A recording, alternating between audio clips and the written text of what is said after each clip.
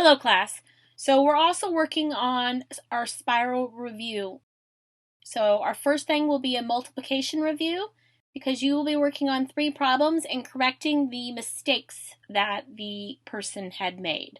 So our example is 34 times by 27. So we're going to start with the ones place value. So 7 times 4 is 28, and I carry the 2. Then I go from the 1s to the 10s. 7 times 3 is 21, plus 2 is 23. All right, then I got to put my 0, my placeholder down. So I'm done with the 1's place value. That's why I put the placeholder. Now I'm moving to the 2 times 4, which is 8, and 2 times 3, which is 6. Then we're going to add. So 8 plus 0 is 8. 8 plus 3 is 11, and I'm going to carry the 1. So 6 plus 2 plus 1 is going to be 9, okay? The next part that we're working on is finding and helping make equations balanced, all right? So here's an example of 2 balanced equations. 5 plus 5 and 5 times 2 both equal 10, all right? So we could put an equal sign in between the 2 of these. An example of unbalanced would be 5 plus 5 and 5 times 5. 25 is clearly heavier or bigger than 10, so it would be unbalanced, all right? So it's important to take into consideration the order of operations. So we have the PEMDAS, PEMDAS, okay? So P is for parentheses, E is for exponents, M is for multiply, D is for divide, A is for add, and S is for subtract, okay? So this is the order that you would do your order of operations for any equation.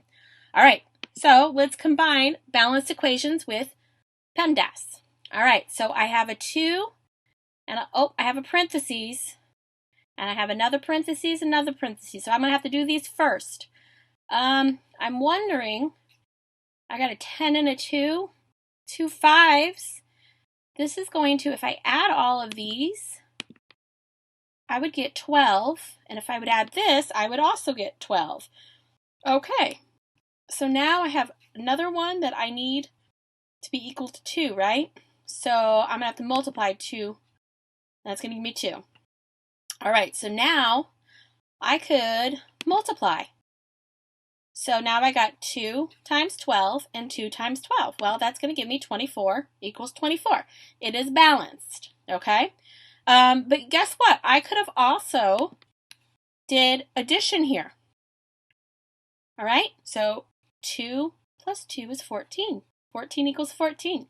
All right, on to the last one. So this is the last review. All right, it's my birthday and I love square cakes and square slices.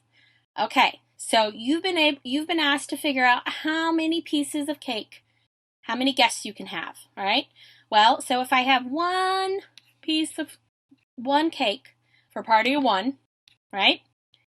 Well, I like cake, but it'd be much more fun having people with me, right? So, well, with a party of 4, I could split it nice and evenly, right? Everybody gets the same size. I get to have guests. It's all perfect. But if I had a party of 7, well, some people might have bigger pieces than other people. I wonder how many pieces I could cut my cake into. So I'm going to cut it into even squares. Okay. All right, I've cut my cake. Now, how many people or how many pieces can I totally have? All right, if you have any questions, let me know.